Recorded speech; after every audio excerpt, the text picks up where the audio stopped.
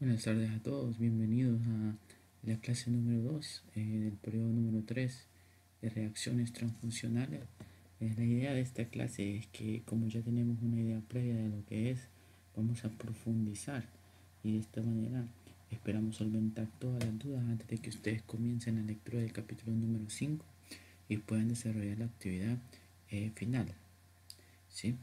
Como siempre, está basada en el capítulo número 5 de Rodríguez Moyano y también en el manual de uso de la sangre de la Organización Mundial para la Salud. Lo bueno es que, como ya lo he mencionado, todos tenemos una idea previa, ¿verdad? Todos sabemos a qué nos referimos con las reacciones transfuncionales. Vamos a hacer esta recapitulación de conceptos, ya que me pareció interesante que algunos de ustedes no sabían muy bien cuáles eran las pruebas que se realizaban a los donantes. Aparte del grupo ABO, ¿verdad? RH que lo hemos mencionado, tenemos los rastreos de anticuerpos irregulares, que lo recordarán. Son todos aquellos anticuerpos diferentes a la ABO, ¿verdad? Tenemos la búsqueda del antígeno superficie de la hepatitis B, que acá están, como pueden ver, las 5 pruebas inmunológicas que se realizan a los donantes. ¿Sí? Virus de inmunodeficiencia, VIH, virus de la hepatitis C, anticuerpos contra Trypanosoma cruzi y la prueba de sífilis, ¿no? Entonces, cuando nosotros hablamos, y siempre le hemos dicho que a pesar de que estemos ocupando quimioluminiscencia o una ELISA de cuarta generación, siempre existe un periodo de ventana, ¿no? Como lo marca acá. Así que la importancia, como siempre, de la entrevista, ¿sí? Bueno, acá tenemos una definición más concreta, según el manual del uso de la sangre de la Organización Mundial para la Salud. ¿Cómo lo vamos a terminar definiendo? Que era lo que discutíamos en la clase pasada, ya que el libro nos da un concepto mucho más amplio. Nosotros vamos a ocupar este, ya que este es el que más se repite en los profesionales del área de nuestro país. Vamos a mencionar que son agudas, cuando aparecen un poco después de la transfusión, antes de las primeras 24 horas, y posteriormente las llamaremos tardías, todas aquellas reacciones adversas a la transfusión, ¿sí?, que suceden 24 horas después, ya las conoceríamos como tardías, ¿sí? En este caso vamos a ordenar las ideas y leíste este cuadro. Espero que sirva mucho para poder ir ordenando las ideas de todas las reacciones inmunológicas que tenemos, porque son muchas y varias, y aquí vamos a mencionar más las inmunes agudas, y que son las que nos interesan mucho, y vamos a hacer una mención de todas las demás. Pero antes que nada, sí recordar que la mejor transfusión, como se dice, es la que no se hace, ¿sí? Así que la transfusión tiene que ser muy bien manejada y va a ser la última opción terapéutica que tenemos. Recordar que un trasplante de tejido no es que estamos poniendo una solución cualquiera, no es que estamos poniendo una solución Harman o cualquier otra, sí, sino que estamos aplicando la transfusión sanguínea o la transfusión trasplante, mejor dicho, de un tejido. Sí, así que hay que prestar gran atención en todos los procesos. ¿Sí? Bueno, visualicemos acá, las hemos separado entre agudas y tardías. Acabamos de ver el concepto atrás, ¿sí? Espero que lo tengan apuntado. Y vamos acá, del lado izquierdo, hemos colocado inmune y no inmune, ¿sí? Entre las principales reacciones inmunes tenemos una reacción hemolítica. Acá, cuando es aguda, recordemos, instantánea, ¿sí? Prácticamente, si nosotros hablamos de los sistemas ABO, llamadas adelante, vamos a apreciarla. Un ejemplo que tenemos por ahí, tenemos una reacción febril, que también puede ser aguda y puede ser inmune, una reacción anafiláctica, y puede tener también una lesión pulmonar. Todas estas pueden surgir dentro de las primeras 24 horas. Cuando hablamos de reacciones tardías, como pueden ver, acá están las aloinmunes. ¿Se recuerdan del concepto de alonización, verdad? La formación de anticuerpos provocados por la presencia de un antígeno, ¿sí? Y acá tenemos las reacciones hemolíticas también. He dejado un material de lectura en el aula virtual para que podamos entender un poco más a qué se trata la reacción hemolítica tardía. Como lo hemos mencionado, si una persona tiene previa sensibilización, digamos por una transfusión o digamos en el caso de una madre que ha tenido un hijo y se ha sensibilizado por ello, entonces acá también puede haber una reacción tardía inmune. Pero si nosotros ya relacionamos una reacción transfusional, pues se da porque ustedes, o nosotros mejor dicho, aplicamos la transfusión y esta persona había sido sensibilizada, digamos, de un antígeno E del sistema RH, lo recordarán, ¿no? Entonces, esta reacción, por ser de clase IG y que la activación del complemento es más tardada, ¿sí?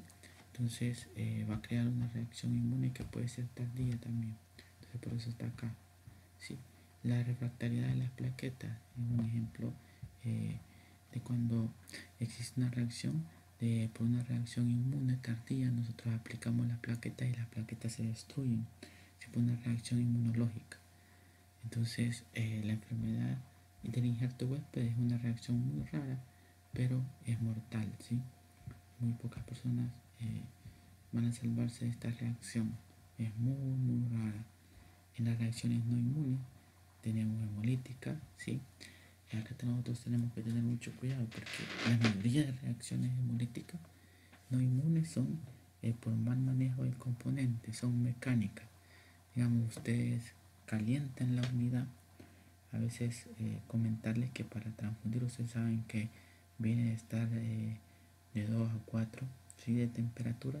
Entonces no la podemos transfundir a esa temperatura, ¿verdad? Porque eh, causaríamos un choque térmico con la persona. Entonces nosotros dejamos atemperar eh, la bolsa sanguínea.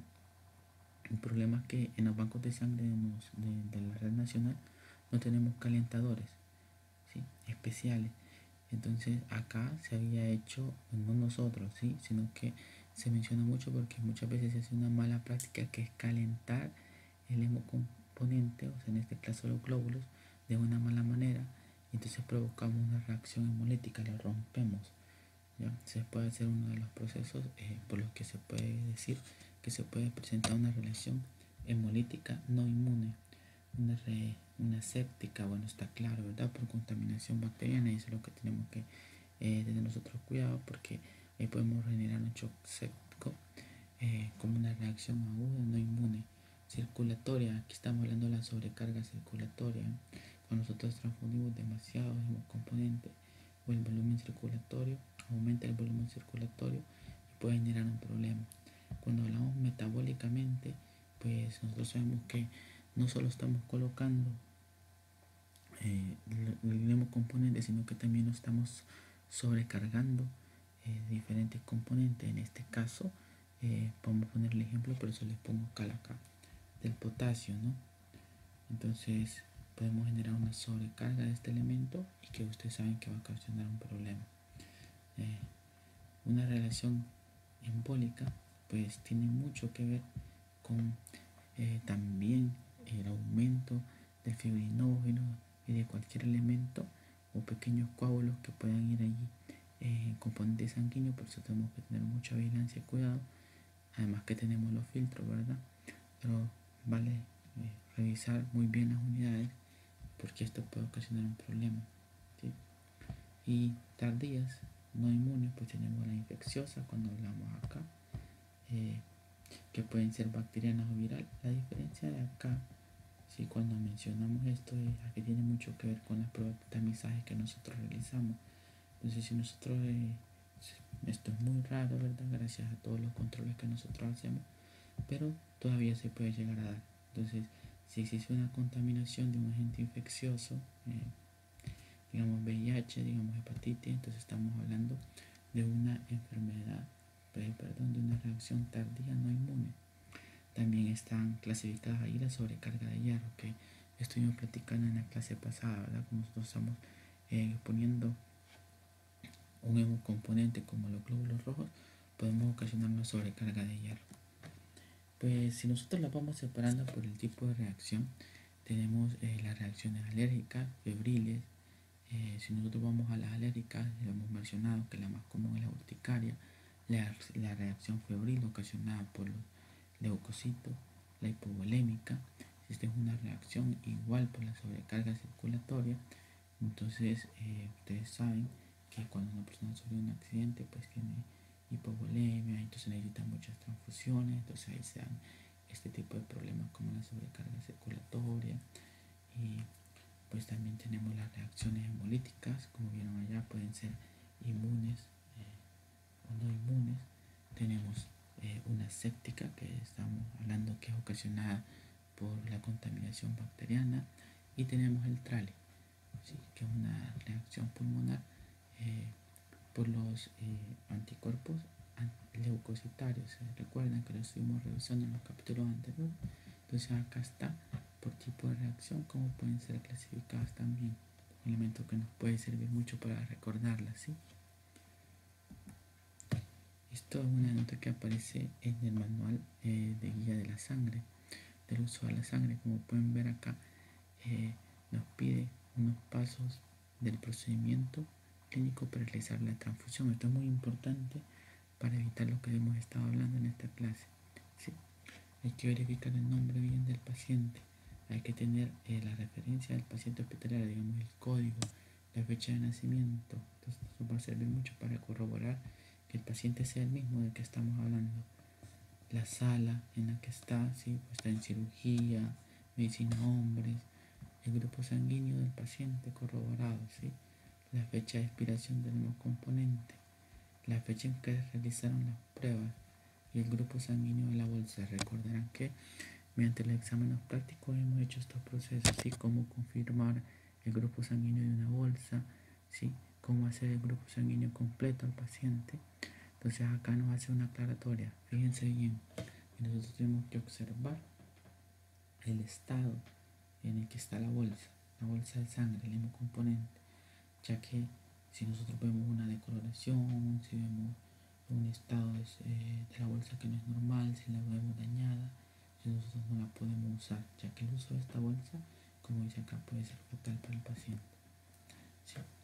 Entonces acá, si nosotros hablamos de las reacciones inmunológicas más frecuentes, aparecen acá con un nombre, ¿sí? En la transfunción del eritrocito por reacciones hemolíticas como las que hemos hablado, agudas y tardías, ¿sí? Como pueden ver, apenas del 0.02, gracias a todos los controles que ahora nosotros tenemos, pero sin embargo están ahí, ¿sí? Y hay que tener mucho cuidado porque, como hemos hablado, las reacciones agudas procedentes del sistema ABO por incompatibilidad ABO son mortales, ¿sí? Pocas personas se logran salvar, así que hay que tener mucho cuidado.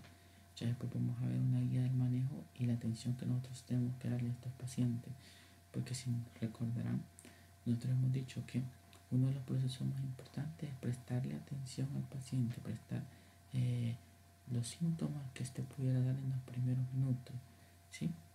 Porque acá, por ejemplo, en el manual dice que uno de los síntomas primarios que la persona receptora da cuando va algo mal, cuando hay alguna incompatibilidad o va a haber una reacción hemolítica, es ese sentimiento de muerte inminente, esa ansiedad.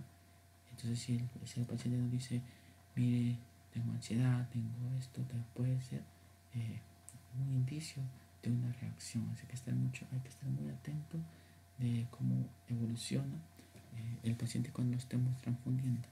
En esta parte, ocasionada por los leucocitos que van ahí, ¿verdad? Nosotros tenemos y lo hemos discutido y vale la pena traerlo acá. Nosotros sabemos que existen diferentes componentes de tipo sanguíneo. Se recuerdan los leucorreducidos, que hay dos, ¿verdad? Tenemos los leucorreducidos por filtraje especial, por membrana, sí, que nos van a llegar unidades especiales que las vamos a ocupar según requerimiento médico.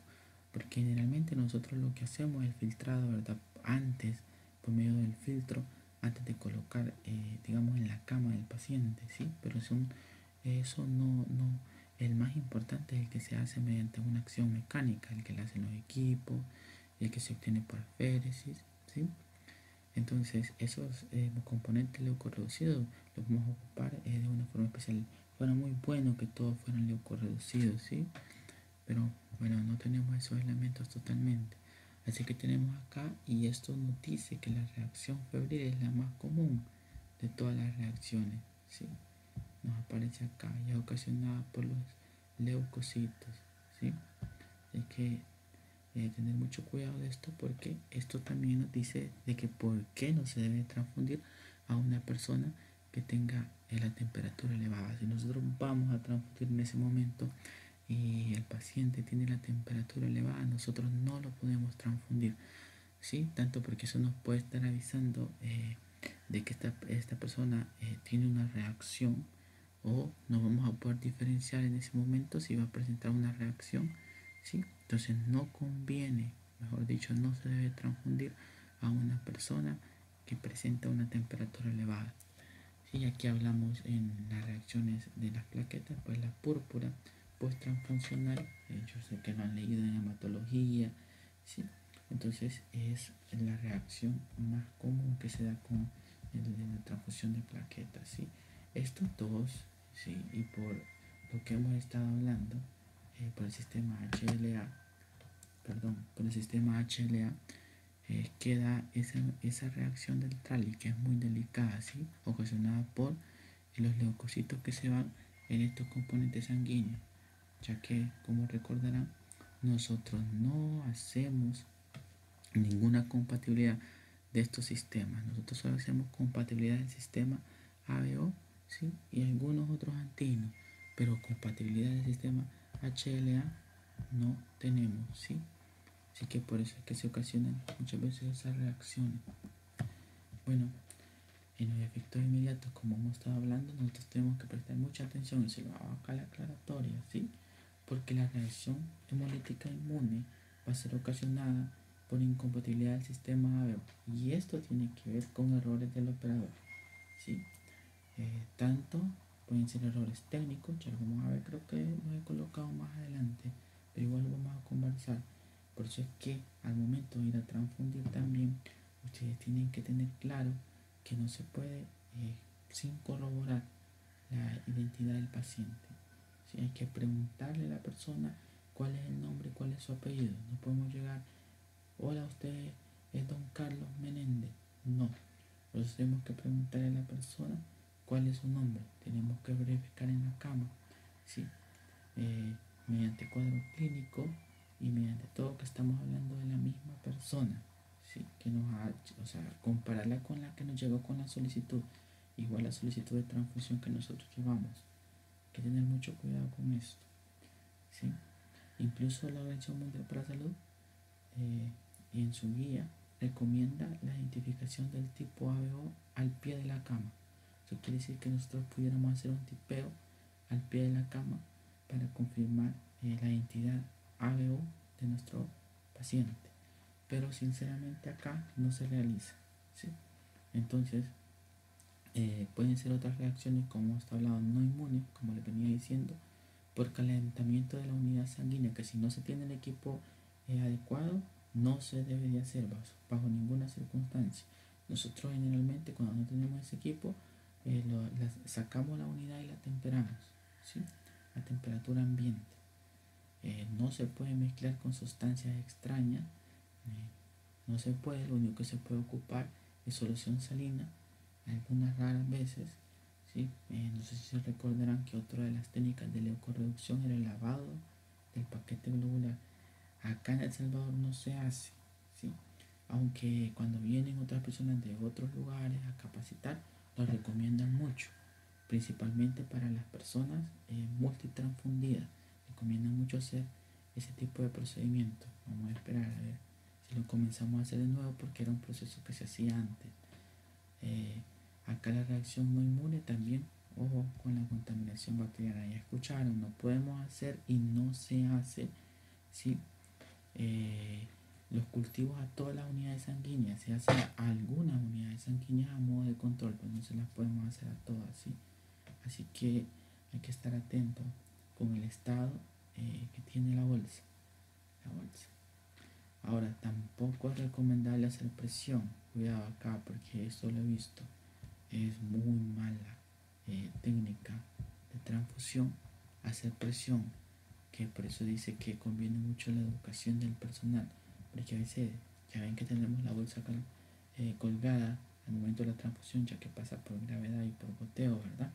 Entonces cuando está pasando quizás lo último, digamos, muchas enfermeras, que no estoy acusando a nadie, sino que esto aparece en algunos elementos, en algunas guías que hay que comentar, y hay que no realizar esa mala práctica que es como exprimir la bolsa, por decirlo así, o cuando la aguja se está tapando, igual apretar la bolsa, hacerle presión para que pase. Eso son cosas que no se deben de hacer.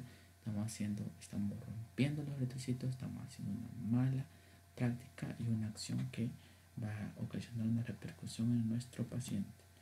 ¿Sí? Así que como venimos hablando, los principales errores, pues tenemos la identificación incorrecta del receptor en la solicitud. Esto lleva mucha plática, ya que nosotros no tomamos esta muestra. A nosotros nos llega la muestra. Si la toman las enfermeras mediante la solicitud de transfusión que realiza el doctor, ya nos llega a nosotros con la solicitud y la firma de aceptación y nosotros vamos y la procesamos. Por eso es bien importante, nosotros acá tenemos el control de verificar que el tubo y la solicitud concuerden y vayan bien anotados, ¿sí? Yo les contaba que nosotros por eso no aceptamos tubos tachados, tubos manchados, hay que tener mucho cuidado. Así que como eso, la equivocación de la toma de muestra, cuidadito, ¿sí? Mucho cuidado ahí. Tenemos que estar muy atentos en que tanto la solicitud como el tubo estén muy bien identificados. Acá me comió ahí, miren. Entonces la transcripción errónea, cuidado, ¿sí? Cuando nosotros ya estamos procesando, muchas veces nos llegan varias peticiones de unidades sanguíneas y nosotros podemos llegar y confundir esas peticiones. Tenemos que tener mucho cuidado. Aspectos técnicos en el banco de sangre, o sea, errores en la interpretación. ¿Qué va a pasar si nosotros no aprendemos acá los elementos básicos? Cuando nosotros vayamos a PPS, todo esto lo vamos a practicar. De eso se trata banco de sangre, ¿sí?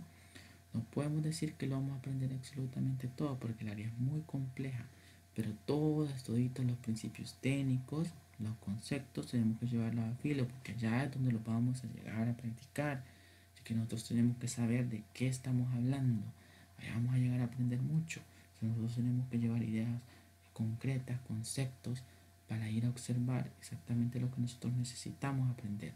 Así que en los aspectos técnicos tenemos que tener mucho cuidado.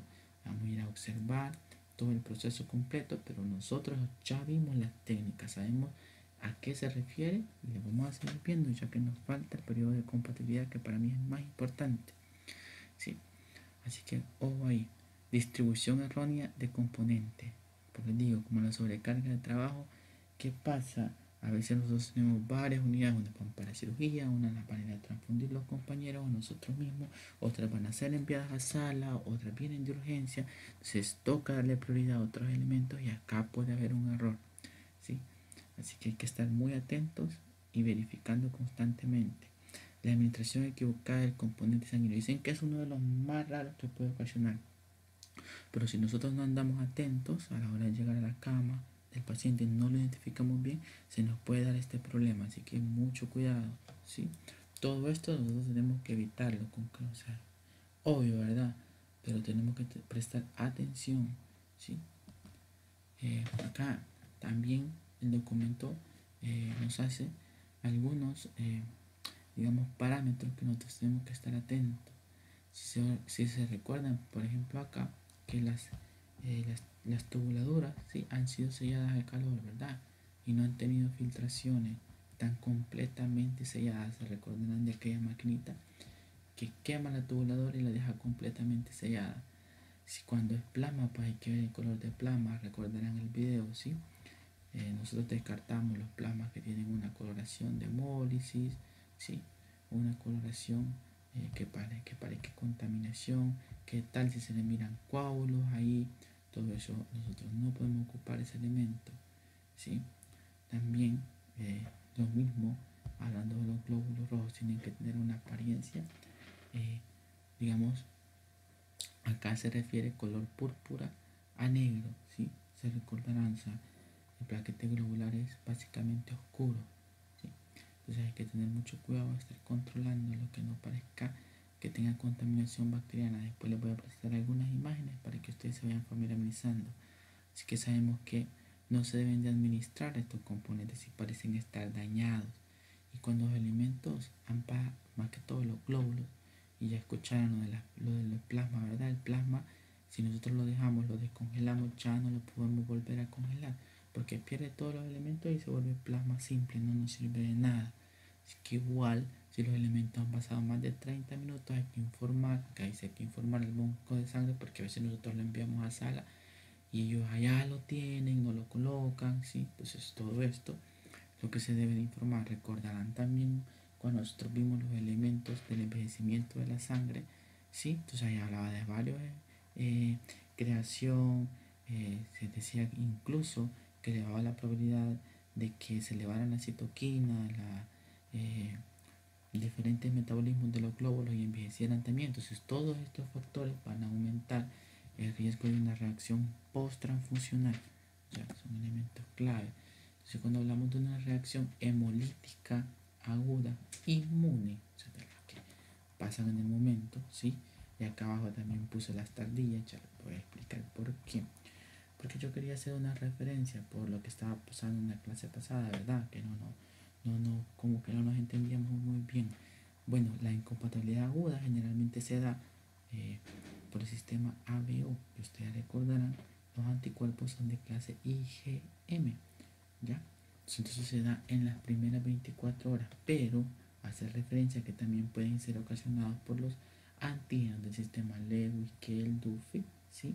Entonces, todos estos, si son ocasionados dentro de las primeras 24 horas, pues son reacciones agudas, ¿sí? Las tardías generalmente vienen asociadas a otros sistemas sanguíneos, ¿sí?